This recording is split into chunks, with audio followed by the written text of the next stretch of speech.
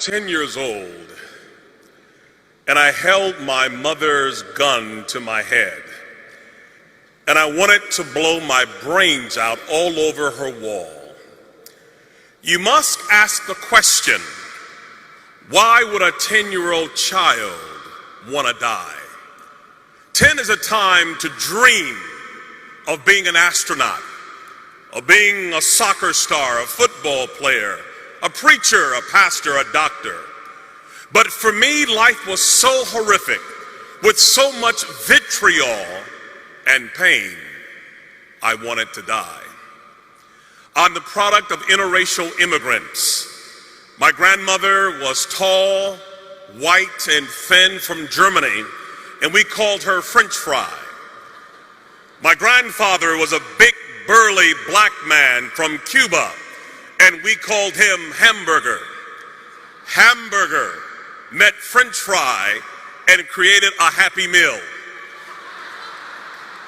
And these two immigrants produced 7 McNuggets with special sauce. We would joke that we would have Wiener Schnitzel with salsa for Thanksgiving. My grandfather had to hide the fact in the 1940s in America that he was married to a Caucasian woman. But one wedding anniversary, he had a flaw. He liked to drink overproof Cuban rum. And one evening he was inebriated. And a man saw them together and said to my grandmother, "Why would you be a nigger lover?"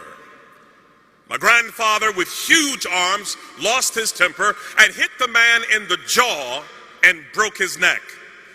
The man didn't die, but he was injured severely. He went to the worst prison, convicted of the crime, Mansfield Reformatory in Ohio, locked down 23 hours a day.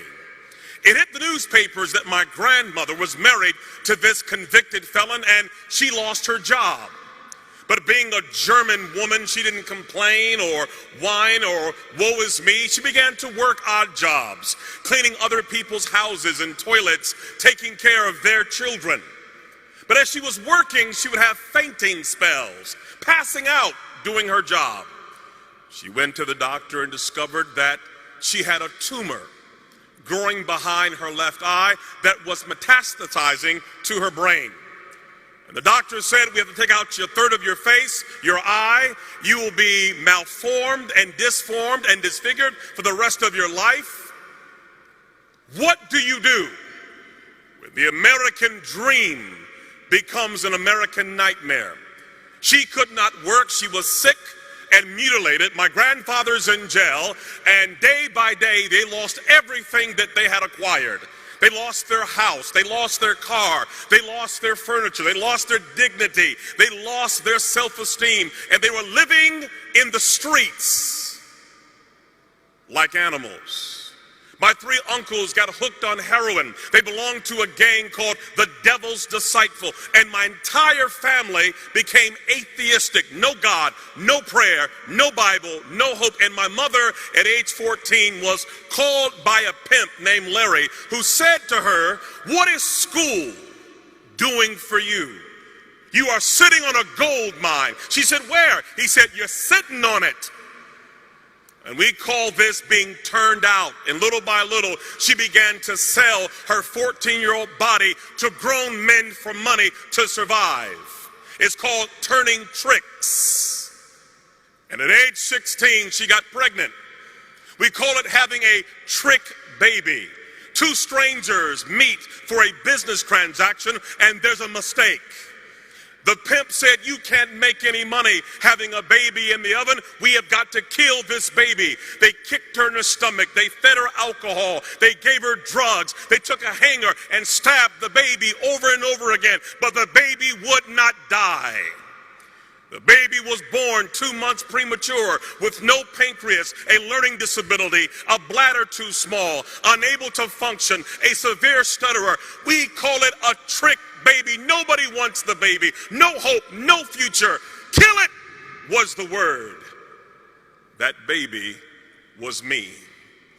I'm the lowest of the low. I come from the guttermost. I come from a hellish condition. And so when I would go to school, I couldn't talk. I stuttered so severely from the trauma. My mother had a madam who hated men. Her name was Dolores, and she was a sadist. And when she would watch me, she would take a broomstick and stick it in a place where no boy should have any object in his body. And when you are tortured like that, you learn 4 things. Don't talk, don't trust, don't feel, and pretend nothing is happening. And by age 10, I had had enough. I wanted to die. And in my school, they put me in a boiler room with other kids who were dysfunctional like me, where we would finger paint all day long. And yet there was a teacher, thank God for her, who had a Gideon Bible, and she came to my school and she saw kids like me as her mission field. And she would give me this Gideon Bible and read to me stories of dysfunctional characters who God used. She would say to me, Ronaldo, God uses greatly those who have been wounded very deeply. He will turn your pain into power, your wounds into wisdom. She had me read the story of Moses, who was also a stutterer. I began to understand that God did love a trick baby. Even as low as I was, there was hope for me and possibility. And when a child begins to understand the love of God and the power of His Word and the possibilities, it changes everything. How can a young man keep his way clean? By taking heed according to your word. Your word have I hid in my heart that I may not sin against thee. I began to memorize the Bible, that Gideon Bible, reading 2,000 scriptures. And when you put that kind of word in a life, something begins to happen. My stuttering went away. I stopped wetting the bed. I stood tall. I became valedictorian, became a pastor, and preached until everybody in my family got saved. Why? Because somebody placed the Gideon Bible in a woman's hand that changed a life forever. Yes, I was born a trick baby, but the trick was on the devil because of you and the power of the word